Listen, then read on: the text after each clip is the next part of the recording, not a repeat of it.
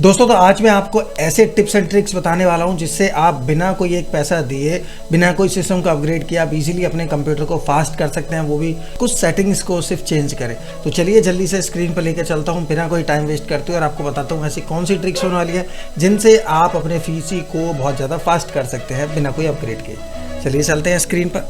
तो दोस्तों यहाँ पर सबसे पहले तो मैं आपको कुछ सेटिंग्स बताऊँगा, उनको आपको ध्यान रखना होगा, तो उन्हें आप नोट कर लीजिएगा।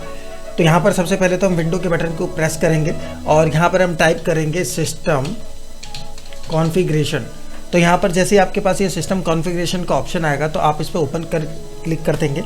ओपन करने के बाद यहाँ पर सबसे पहला जो ऑप्शन आएगा, यहाँ पर बूट का ऑप्शन आता है। पहले जर्नल आएगा, देन सेकंड पे बूट आएगा। तो ये वाले ऑप्शन पे हमें क्लिक करना है और यहाँ पर आप देखेंगे एडवांस ऑप्शन के क्लिक का ऑप्शन आ जाता है। तो यहाँ पर एडवांस ऑप्शन पे हम क्लिक कर देंगे और यहाँ पर आप देखेंगे नंबर ऑफ़ प्रोसेसर को मैंने 4 सेलेक्ट किया हुआ है। तो बाय डिफ़ॉल्ट आपके सिस्टम के अंदर ये क्या सेलेक्ट रहता है, ये कुछ इस तरीके से एक सेलेक्ट रहता है ऐसा। तो जब आपके सिस्टम के ऊपर ये इस तरीके का होगा तो आपको इस पर टिक करना है और ये लैपटॉप और पीसी दोनों पे काम करेगा, तो इस चीज़ से आप टेंशन फ्री रहना। तो यहाँ पर आप जाएंगे और नंबर प्रोसेसर आपके यहाँ पर 2 भी आ सकते हैं, 3 भी आ सकते हैं, 4, 6, 8, 10 जितने भी हो सकते हैं, वो डिपेंड करेगा आपका CPU कौन सा है। मेरा यहाँ पर i5 थर्ड जनरेशन का CPU लगा हुआ है जो कि 4 कोर 4 थ्रेड है। तो यहाँ पर 4 कोर यहाँ पर शो कर दिए हैं। तो यहाँ पर हम 4 कोर को मैक्सिमम सेलेक्ट कर लेंगे और ओके कर देंगे। ओके कर जाने के बाद यहाँ पर अप्लाई और ओके करना होता है और उसके बाद रीस्टार्ट करने का ऑप्शन पे क्लिक करेगा। आप अपने केस में रीस्टार्ट कर देना। मैं क्योंकि अभी आपको सिखाने के लिए बता रहा हूँ इसलिए एग्जिट विदाउट रीस्टार्ट करूँगा, तो मैं बाद में इसे रीस्टार्ट कर लूँगा। तो ये सेटिंग हो गई। तो इसी पे आपको एक सेटिंग और मिल जाती है, वो मैं आपको दिखाता हूँ। सिस्टम कॉन्फ़िगरेशन पे जब आप बूट पे जाएंगे तो पहली सेटिंग तो यही हो जाती है, नंबर ऑफ़ प्रोसेसर। दूसरा होता है मैक्सिमम रैम। अब यहाँ पर जो रैम अभी हमारे पास है वो 16 GB की है। अब यहाँ पर मैक्सिमम रैम का 16 GB का आ रहा है, तो मैक्सिमम आप 16 GB सपोर्ट मत करना। इसके अलावा आप 8 GB 10 GB तक यहाँ पर आप सपोर्ट कराते ना, तो यहाँ पर वो नंबर आप टाइप कर देंगे तो हो जाएगा। तो यहाँ पर मैंने इसे ओके कर दिया है। तो यहाँ पर आप ये पहली सेटिंग तो आपको ये ध्यान रखनी है कि सिस्टम कॉन्फ़िगरेशन पे जाके आपको ये कर देना है। दूसरा सबसे ज़्यादा तो इम्पॉर्टेंट है वो है दोस्तों, जब आपका सिस्टम स्टार्ट होता है तो पता नहीं कौन कौन से एप्लीकेशन एक साथ ओपन होने स्टार्ट हो जाते हैं, जिससे आपका जो कंप्यूटर है वो थोड़ा लैग करने लग जाता है। तो इस सारी जो सेटिंग्स होती है उसको स्टार्टअप सेटिंग्स बोलते हैं। यानी कि जब सिस्टम स्टार्ट होगा तो वो स्टार्टअप पे जो भी एप्लीकेशन होंगी वो स्टार्ट होंगी, तो इससे पहले हम बंद करेंगे। इसके लिए हम टास्क मैनेजर पर जाएंगे और टास्क मैनेजर पर यहाँ पर क्लिक कर देंगे, यानी कि राइट क्लिक करेंगे टास्क मैनेजर पर और यहाँ पर टास्क मैनेजर ओपन हो जाएगा। अब यहाँ पर आप देखो कि स्टार्टअप का ऑप्शन आता है। अब स्टार्टअप पे यहाँ पर सारे एप्लीकेशन है। अभी यहाँ पे तो मैंने डिसेबल किया हुआ है, आपके केस में अनेबल होंगे, तो आप इन्हें अनेबल डिसेबल यहीं से बैठ के कर सकते हैं। तो यहाँ पर जितना भी हो सकता है, खासकर 2-3 चीज़ों को जरूर छोड़ देना, जैसे विंडो सिक्योरिटी, नोटिफिकेशन और ये प्रोग्राम्स। बाकी वन ड्राइव का भी अगर आप यूज़ करते हैं तो आप अनेबल कर देना, अदरवाइज डिसेबल। बाकी इसे भी डिसेबल। ये ब्लू स्टैक ये भी हमारा कोई काम का नहीं है कि स्टार्टअप पे चले, और ना ही टॉरेंट का कोई यूज़ है, ना ही विंडो स्टूडियो का। तो इनमें से हमें किसी का भी रिक्वायरमेंट नहीं था, तो हमने सबको डिसेबल करके केवल विंडो जो सिक्योरिटी होता है हमारा विंडो डिफेंडर, उसको अनेबल किया हुआ है। तो दूसरा ऑप्शन तो ये हो जाता है कि आप स्टार्टअप पे से इन चीज़ों को आप अनेबल या डिसेबल कर सकते हैं। इसके बाद चलते हैं दोस्तों आपके सिस्टम की स्पीड को थोड़ा सा और इंक्रीज़ करने की तरफ। ये हो जाता है हमारा पावर ऑप्शन की तरफ। तो यहाँ पर आपको पावर एंड स्लीप ऑप्शन के सेलेक्ट करना है। तो यहाँ पर आप टाइप कर देना सर्च में पावर एंड स्लीप सेटिंग्स, ये ऑटोमेटिकली ओपन हो जाएगा। हम इस पर क्लिक कर देंगे। यहाँ पर पहले तो आप ये सेलेक्ट कर सकते थे कि अगर आप किसी चीज़ से परेशान हो कि आप थोड़ा सा देर जाते हैं, आपका सिस्टम ऑटोमेटिकली स्लीप चला जाता है, तो भाई आप यहाँ पर इसे नेवर पे सेलेक्ट कर सकते हैं। नेवर करते ही फिर आपका जो सिस्टम है कभी भी स्लीप पे नहीं जाएगा।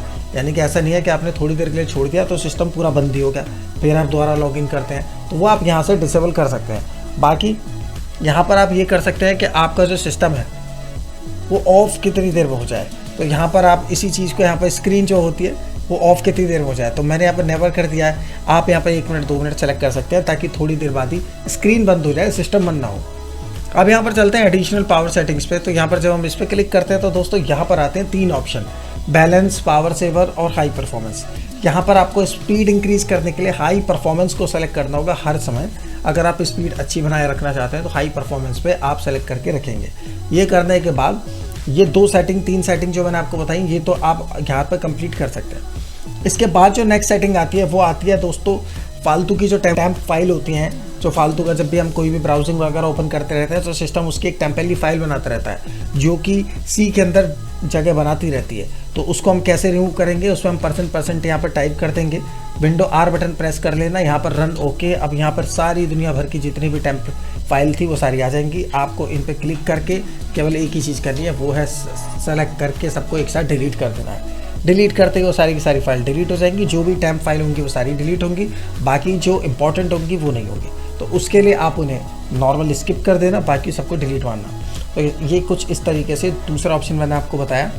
इसके बाद अभी तक हमारे जो ऑप्शन हो चुके हैं वो लगभग 4 ऑप्शन हम कंप्लीट कर चुके हैं। नेक्स्ट ऑप्शन की तरफ चलते हैं, वो भी बहुत ज़्यादा इंपॉर्टेंट है। ये होने वाला है यार सी के ऊपर। तो यहाँ ये जो हमारे पास लोकल ड्राइव सी है, इस पर राइट क्लिक करके प्रॉपर्टी पे आप जाना, और प्रॉपर्टी पे जाने के बाद में आपको, तो यहाँ पर जब प्रॉपर्टी पे आप जाएंगे तो यहाँ पर आपको सबसे पहला ऑप्शन ही आ जाएगा जर्नल। इसमें आपको डिस्क क्लीनअप का ऑप्शन आता है। इस डिस्क क्लीनअप पर जब आप क्लिक कर देंगे तो यहाँ पर एक छोटी सी स्क्रीन आपके सामने ओपन हो जाएगी, जो कि आपकी जो ड्राइव होती है सी ड्राइव, उसमें से जितना भी एक्स्ट्रा टेम्प फाइल होती हैं वो रिमूव करने का काम आती है। तो पहले भी आपने टेम्प फाइल तो यूज़ करी है, उसको भी कर सकते हैं, आप यहाँ से भी कर सकते हैं। लेकिन इसमें एक और एडवांस ऑप्शन आ जाता है। जब आप इस पर क्लिक करेंगे तो यहाँ पर हमारे केस में अभी ये थोड़ा सा प्रॉब्लम कर रहा है। आप एक बार सिस्टम को रीस्टार्ट करना, तो आप अपने केस में एक बार रीस्टार्ट कर लेना, उसमें प्रॉब्लम नहीं करेगा। डिस्क क्लीनअप करने के बाद अगेन एक और डिस्क क्लीनअप आता है, आपको उस पर क्लिक करना होगा। उसे क्लिक करके देन जो भी ऑप्शंस आएंगे उन सबको सेलेक्ट करके वहाँ पर डिलीट पे क्लिक कर देना। वो सारा एक्स्ट्रा फाइल जो होंगी रिसाइकिल वगैरह से सारा उड़ा देगा और वहाँ पर भी स्पेस आपको ज़्यादा मिलेगा। अब चलते हैं नेक्स्ट टूल की तरफ, और ये नेक्स्ट टूल होने वाला है दोस्तों, ये बहुत ज़्यादा इंपॉर्टेंट है। बहुत सारे लोग जानते हैं, बहुत सारे लोग नहीं जानते हैं। अगर आपको पता है तो बहुत अच्छी बात है, नहीं पता है तो आप सीख लीजिए। अब यहाँ पर ये जो ऑप्शन आता है इसे बोलते हैं डिस्क डीफ्रैगमेंटेशन। ये बेसिकली जो मेन काम करता है हार्ड डिस्क पे काम करता है। अब अगर आपके पास कहीं पर भी SSD है, आप अप्लाई उस पर भी कर सकते हैं, लेकिन मेनली जो ये वर्किंग कंडीशन पे काम करता था, ये काम करता है आपकी हार्ड डिस्क के ऊपर। तो इस पर कैसे काम करेगा, आप इस पर ऑप्टिमाइज़ पे क्लिक कर देंगे। ऑप्टिमाइज़ पे क्लिक करने के बाद जितनी भी यहाँ पे ड्राइव्स आपकी आ रही हैं, क्योंकि मैं सिर्फ हार्ड ड्राइव यूज़ कर रहा हूँ, यहाँ पर कहीं पर भी कोई भी SSD यूज़ नहीं हो रही है, तो आप सभी पर एनालाइज करके ऑप्टिमाइज़ पे क्लिक कर देंगे। अभी मेरा ऑलरेडी यहाँ पर होता रहता है, कल की डेट में हुआ था, तो लगातार मैं अभी नहीं करूँगा।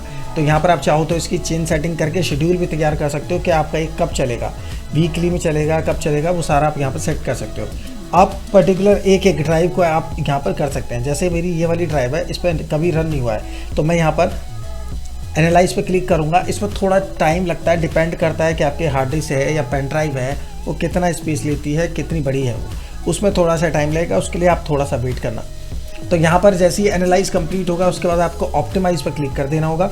ऑप्टिमाइज ये एक एक करके यहाँ पर पूरा कंप्लीट करेगा, और जैसे ही 100% कंप्लीट होगा तो ये समझ लीजिए आपकी जो हार्ड ड्राइव है वो ऑप्टिमाइज हो चुकी है। अब देखिए यहाँ पर डेट भी आ चुकी है लास्ट रन। तो दोस्तों ये थे कुछ टिप्स एंड ट्रिक्स जिससे आप अपने सिस्टम की जो स्पीड है उसे इंक्रीज कर सकते हैं। आई होप कि आप इस वीडियो से कुछ सीखने को आपको मिला होगा, आपको भी कुछ बेनिफिट मिला होगा सिस्टम में। अगर आपने भी इससे कोई बेनिफिट लिया तो नीचे कमेंट सेक्शन में बताना। वीडियो पसंद आए तो लाइक शेयर करना, और अगर आप चैनल पर नए आए हैं तो चैनल को सब्सक्राइब जरूर करना। चलो मिलते हैं आपसे नेक्स्ट वीडियो में, तब तक के लिए टेक केयर एंड बाय। और आप कुछ नया सीखते रहिए, हम आपको कुछ नया सिखाते रहेंगे।